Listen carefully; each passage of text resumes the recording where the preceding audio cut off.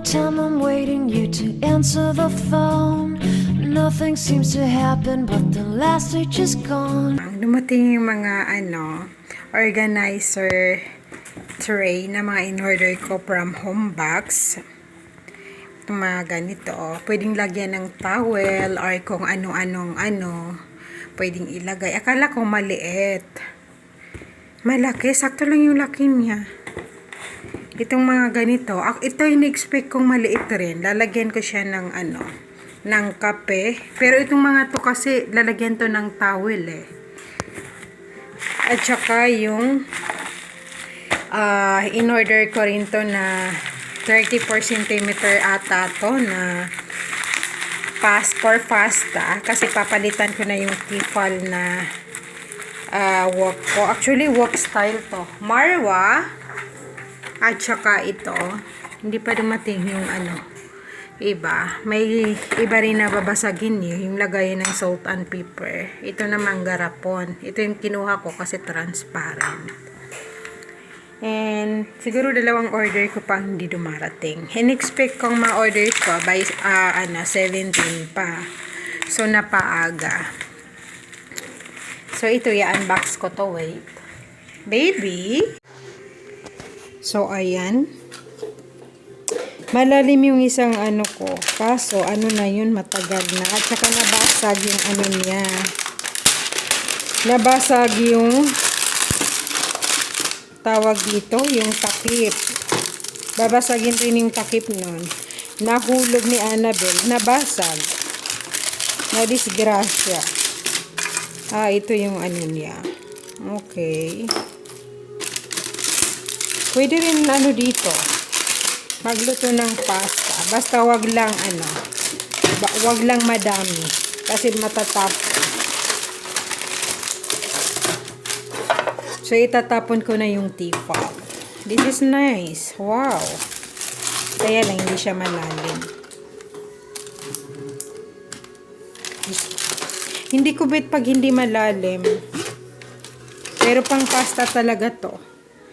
Hindi maramihan, good for 2 person lang. So, kami lang rin naman ang kumakain ng pasta dito sa bahay.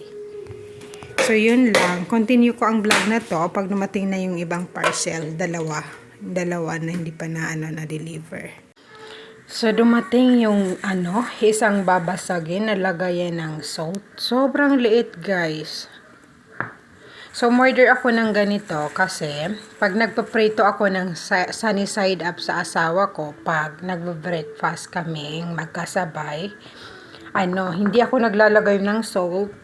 Tapos siya, gusto niyang may salt at saka black pepper. So, sabi ko, order kaya ako ng ganito para, pag nag-request siya, hindi ko dinadala yung malaking salt na lagayan at saka yung black pepper na lagayan.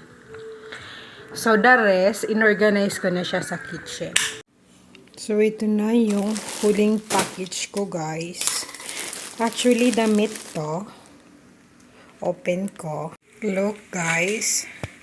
Pang winter siya. Ang ganda ng tela niya. Hindi ko alam anong tawag dito sa tela na to. Hindi siya cotton.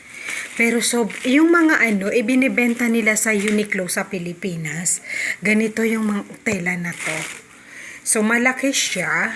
Size large ata to. Hindi ako nag-order ng XL kasi ang XL parang curve size na yon. Hindi naman ako ganun kalaki. Kaya sakto lang to sa akin. It's so nice. So, i-wear ko to pag nag-Riyadh kami. Darating bukas ang asawa ko dito sa Kingdom kasi 3 araw naman siyang wala. So to. It's nice. Maganda yung niya. Maganda yung tela niya. Marami ring sale sa Shein, pero sa Shein kasi mga very common yung style. Wala silang yung unique style, tapos maganda ang tela. Actually, lahat ng mga damit ko, the rest, galing sa Shein. Pero, ngayon, hindi na ako nag-order kasi mga tsaka yung mga damit nila doon. Wala pang bagong style. kahit hindi ganun kamahal as long as unique yung style.